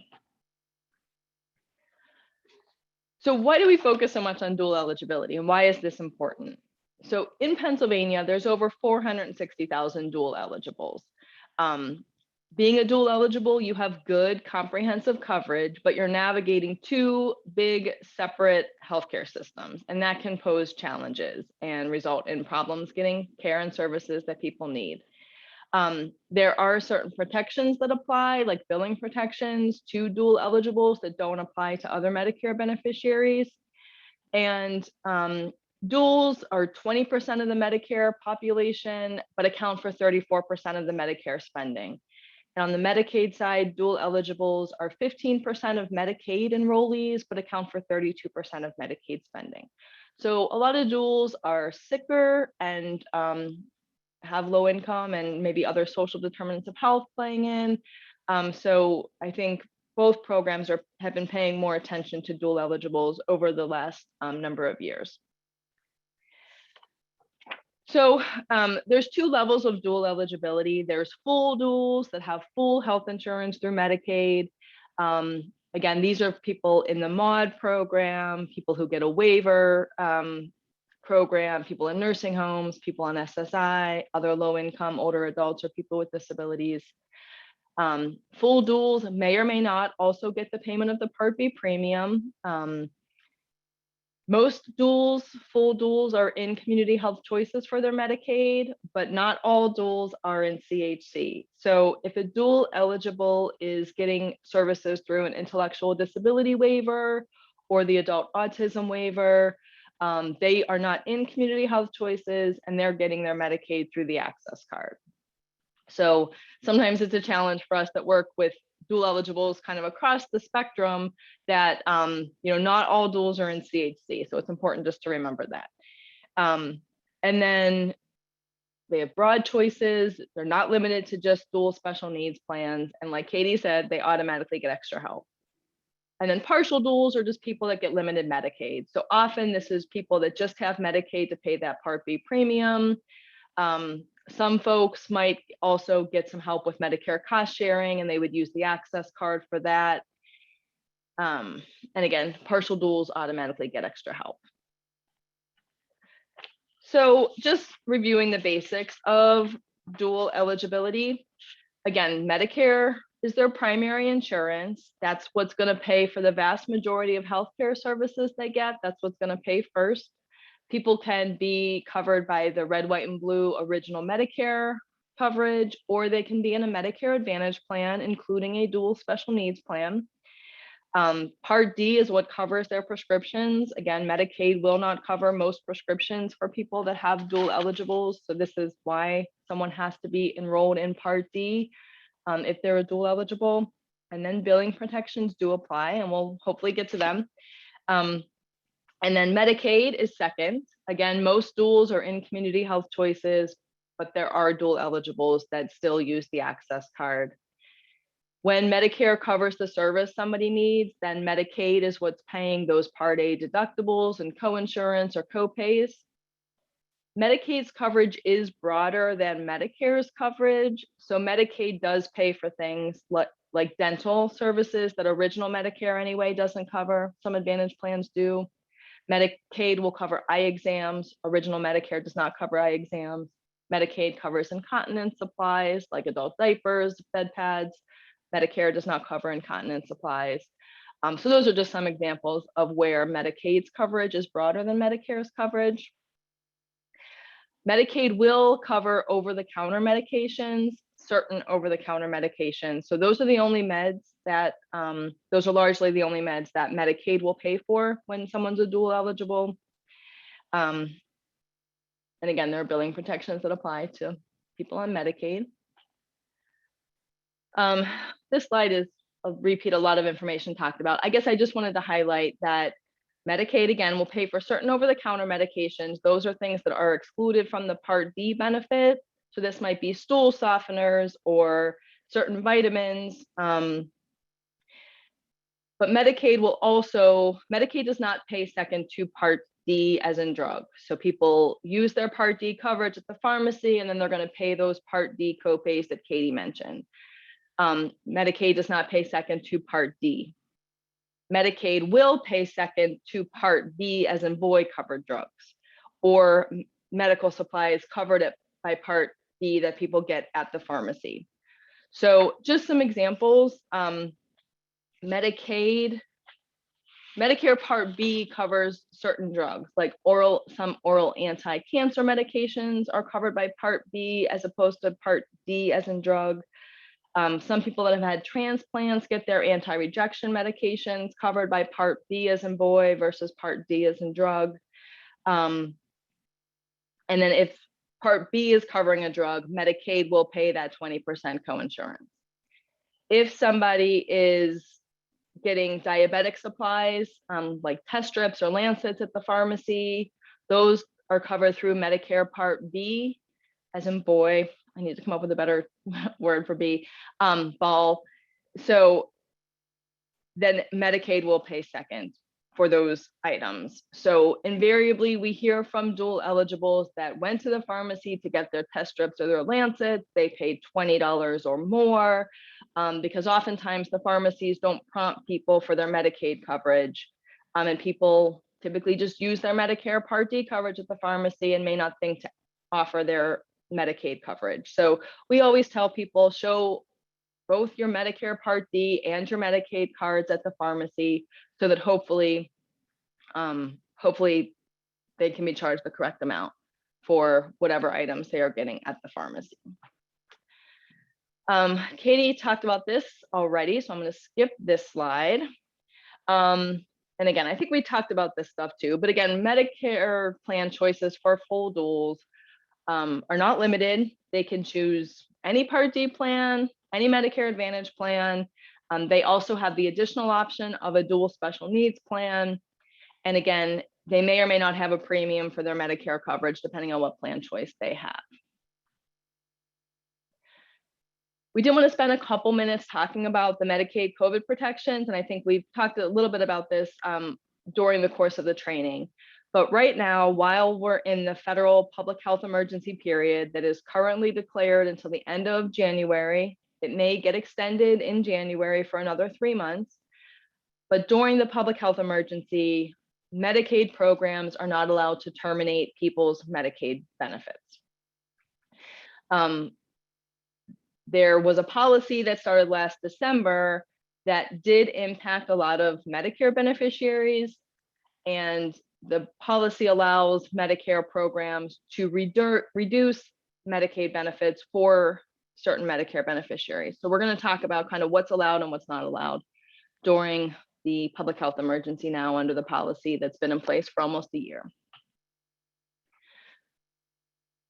So we have a link to the policy specifically in the materials, but if somebody has been on Medicaid and they get on Medicare, the county assistance office is allowed to review that person's eligibility. And if that person is only eligible for payment of the Part B premium, if that's all they would qualify for based on their income and resources, then the Medicaid office can take action to reduce their coverage from full Medicaid to just the payment of the Part B premium. And we have been seeing this happen a lot. If somebody in that situation, the other time where this might happen is if somebody's been a dual eligible, but maybe they were reviewed last year before this policy started in December, then when the Medicaid office does their annual renewal, they could look at their situation and decide that that person is only eligible for the payment of the Part B premium and no longer eligible for full Medicaid and move them from full Medicaid to just the partial Medicaid. So those changes are allowed under the current policy. We don't agree with them, but advocacy efforts to change this last year and have not been successful. So we have to go by what policy is in place now. And it doesn't really make much sense, because for someone who has higher income and resources that wouldn't qualify for the payment of the Part B premium, that wouldn't qualify for the buy-in program that Katie talked about, they get to keep their full Medicaid coverage during this public health emergency. But the lower income folks, or the folks with the least amount of resources that would qualify for the buy-in only, those are the folks that get moved. So it doesn't kind of make sense that lower income and resource folks have their benefits reduced, where higher income and higher resource folks don't. And then the policy also allows for people that have been in the buy-in, if they have been in the buy-in program and they get approved for a higher level of Medicaid through the waiver or through the Medical Assistance for Workers with Disabilities program, if they would not be eligible for both at the same time, then they're going to have to choose between keeping the buy-in or getting the waiver or mod coverage. And it's usually more advantageous to get the mod or the waiver coverage. So if you have anybody in that situation who's having their benefits reduced, please contact Katie or I if you have questions about whether this is allowed, because we have had clients who have had action taken by the CAO that does not follow the policy, and we've been able to get those situations addressed. But we just wanted to try to review what changes are allowed and aren't allowed. But nobody should be taken off of Medicaid completely during the COVID public health emergency. The exceptions to this are people that pass away, people that move permanently out of Pennsylvania, or people that voluntarily withdraw from Medicaid. And this might happen, somebody may not want to miss that open enrollment window for Medigaps, that 6-month period after they start Medicare. So they might ask to be disenrolled from the Medicaid program. And if someone asks for their Medicaid to end, it can end. Just keep in mind, if somebody's Medicaid is being ended or reduced, the county assistance offices still have to send a 15-day advance written notice to the person. We have seen in cases where people's buy-in is being ended that they're often not getting 15 days advance notice, and that's a problem. So advance notice is required in writing. People can appeal the decisions, and the timeframes for appealing and keeping benefits really during the appeal process is extended during the COVID public health emergency. So wanted to just mention those things. I'm sure people might have questions. So let's just talk through quickly just a couple of common problems and how to troubleshoot them. So Katie and I are going to flip back and forth about this. So Katie, do you want to cover any of the first 3 problems real quick? Sure. Yeah, just quickly, transitions to dual eligibility is really confusing. So we talk to a lot of people who are new duals and are trying to figure out how their coverage works. As Aaron mentioned, if somebody is a dual, their Medicare is their primary insurance, and then they're going to have Medicaid as their secondary insurance. I think a lot of this Aaron already covered, but certainly the transition for someone who is getting Medicare, has been on Medicaid and gets Medicare is often more confusing. Suddenly their coverage is more expensive, even with extra help. Someone on Medicaid is not used to paying for their prescriptions at the pharmacy. They go on Medicare. Suddenly they have these copays, which seems small, but if you're taking a lot of medications and you have low income, it quickly adds up. I think I'll leave it there. And then just often people are confused about making coverage changes when you're on Medicaid. You can change your coverage pretty much every month if you want to. You can call and ask to change your Medicaid plan. And depending on when you call, the coverage change will happen the next month or the month following. But with Medicare, when you can make enrollment changes is limited. We're in the annual open enrollment period. We talked about some other enrollment periods. So people who are new to Medicare or new duals are often confused about when they can change their coverage and which coverage is which. I think Aaron may have mentioned this, but often people on Medicare and Medicaid, they've got so many cards in their wallet, they're just not sure which one is for which. And we encourage them to just, wherever you're going, just show all your cards. The provider will sort that out. All right, great. And then we'll just cover a couple more. One is just access to medication. A lot of times when someone becomes a new dual eligible, they might have problems getting medications initially at the pharmacy. Sometimes this is because people don't know what Part D plan they have, or they haven't yet been auto-enrolled into one and they haven't joined one. So if somebody doesn't know if they have Part D coverage, again, I think we talked about this, call Medicare, check medicare.gov if you have an account. There is a backup plan through Humana called Linet that's been around for years that is a backup Part D plan for dual eligibles when they don't have a Medicare Advantage plan or any other Part D plan, where the pharmacy can bill Humana Linet and they should cover the prescriptions at the low copay. There are protections for transition requirements. So if somebody, this is especially helpful at the beginning of the year, let's say somebody stayed in a Part D plan and didn't realize that the formulary changed and their drug that they've been taking no longer is covered by the plan in 2022. When they go in January, the pharmacy and the plan should cover a one-time fill of a medication. And then that person should get a notice saying, hey, in order to get this covered ongoing, your doctor's going to have to request a formulary exception and that has to get approved. So that's just something to keep in mind as we are coming into a new plan year with new formularies. And sometimes the extra help isn't updated quickly in the system. So somebody might be needing medications, but they're not showing up as having extra help yet. There is a best available evidence policy that's been around for years, where you can provide the Part D plan or the Humana Linet plan, kind of a screen printout or a Medicaid eligibility notice showing that somebody's been approved, and the plan can use that information to update the extra help in their system. So those are the big things I wanted to highlight there. Let's just quickly, I don't know if we can clearly talk about the billing protections. But there are billing protections for dual eligibles, and the billing protections vary depending on whether somebody has original Medicare or Medicare Advantage. So if somebody is an original Medicare, the only dual eligibles who have protections from balance billing from those A and B deductibles and coinsurance are people that are on SSI or people that fall into a QIMBY category of Medicaid. We call that category Healthy Horizons. For people that know this technical lingo.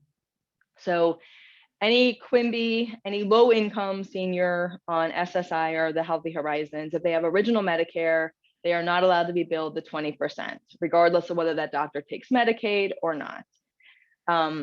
If a dual is in a Medicare Advantage, this is any Medicare Advantage plan and any level of dual eligibility, any full dual eligible, regardless of whether they're in Healthy Horizons or the MOD program or a waiver. Any full dual in a Medicare Advantage plan is protected from the balance billing. And again, we know that there are problems with this. And we have a slide that gives some options to challenge those those inappropriate billing problems. If somebody's on Medicaid and going to a Medicaid enrolled provider, there are additional rules that apply. On the Medicaid side of things, there are rules that tell that provider that all they can bill that Medicaid beneficiary is the Medicaid copay that applies to the service. Here are some options. There's links on this slide to more information that you can share with providers. Here's some more information to try to troubleshoot billing problems, or reach out to Katie or I, and we can give you some more technical advice about that. So I guess with that, Katie, is there anything else you want to know before we take questions? I think it's worth noting that we've seen a lot of problems with people on SSI trying to get the Part A buy-in. And we're engaged in some advocacy on this, but we have seen a lot of cases where someone with SSI or people on the Healthy Horizons or QIMBY cost sharing categories should be able to, they're below 100% of the federal poverty level, should be able to get the state to pay for their Part A if they would otherwise have to pay their Part A premium. But for some reason, this is not always happening. People will get their Part B buy-in, and that will go through, but the Part A buy-in isn't going through, or some of the county assistance offices are resisting signing people up for this for some reason. So if someone, if you're working with a consumer and they're having trouble getting the Part A buy-in, please reach out to us. We'd be happy to help them. But sometimes it just involves doing some advocacy with the county assistance office. All right, great. So we'll see if there are questions. There's more information on the slides if it helps you at any point. There's referral sources and kind of what the different groups like PA, Medi, and Medicare and the Health Law Project can help you with. There's some more resources and the contact information for Katie or I, and also how you can follow us on social media, because we're really trying to do more on the social media front to get information out and share resources. And I know I answered a question, but someone asked if the applicant does not send in their annual renewal paperwork to the county assistance office at all, does the current no cancellations policy apply through the end of January 2022? And the answer is yes. And also when the public health emergency ends, everyone will have to be re-reviewed anyway. So the county assistance offices are not going to be allowed to terminate people without doing a brand new redetermination before they issue a termination notice. And then Sharon asked, can you get both the Part A and B buy-in or just one or the other? If someone is income and resource eligible for both, they can get both. Most people just get the Part B buy-in because the income limit for that is higher. But yes, people can get both. And I don't think I see any other questions. So, and it's right about noon. So thank you, everyone. It's great to have Thanks for an sticking with us. audience. Yeah. Absolutely. Absolutely. And if you're not on the email list that Katie talked about for the newsletter, please sign up for that, just because I imagine as these public health emergency protections kind of wind down, probably at some point next year, we'll probably be doing webinars just kind of about what the process is to kind of just to let people know what to expect for the Medicaid beneficiaries they live with or work with, because there will be some policies and protections in place as this kind of winds down. So we'll be doing webinars, I'm sure, next year about a number of different things that come up related to Medicaid. Thank you. I guess if anybody has any questions, we'll stick on for a couple minutes, right, to try to answer them. But thanks again for joining us today. Yeah, thank you. Oh, and I see Sharon did ask, during the COVID public health emergency, why would someone lose their Medicaid if they were eligible? So most people would not. There's very few, there's some limited circumstances, like people with postpartum coverage when that expires, and there's some immigrant, there's a couple limited circumstances where people can lose their Medicaid, other than what Aaron mentioned about, dying or moving out of state or requesting to terminate your Medicaid. But most people should not lose their Medicaid coverage. Someone just asked in the chat too, how does changing counties affect coverage? It shouldn't impact it. I guess when they change counties, that might trigger a renewal possibly, or trigger somebody looking at their case. And if they are if they have Medicare, then it might be a change in county might cause the CAO to look at you. And if you are eligible for just the buy-in benefit, maybe have your Medicaid moved from full Medicaid to the buy-in. I guess that could happen, but changing counties should not mean you lose Medicaid. Especially it shouldn't in normal times mean that you lose Medicaid, and it shouldn't during the pandemic for sure.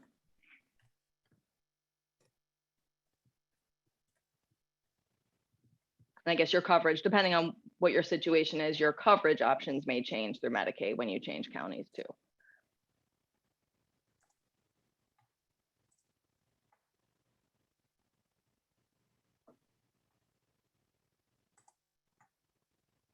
Are there any other questions that have come in? Seems like maybe. Oh, Okay, so that Angela, who asked that question, just mentioned that she's a supervisor for CHC call center, for a CHC call center, and they're seeing a common issue with Medicaid transferring counties. Okay. Thanks for sharing that, Angela. Yeah, that's concerning. And I think if you can refer people to our helpline if they're having this problem, or they can call the customer service center, whose number we give on the slide, to try to get their issue addressed.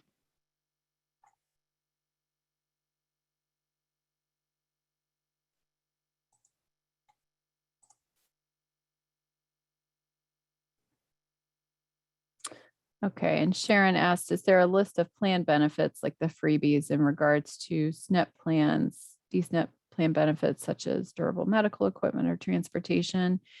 On the plan website, they'll have, like if you go to the plan website, they'll have the, now I'm spacing on the word, the plan document that'll show all of the benefits that they offer. And I think the plan finder might have some high level information about Medicare Advantage plan, including DSNP benefits, but the best resource, like Katie said, is the plan website to look at those documents.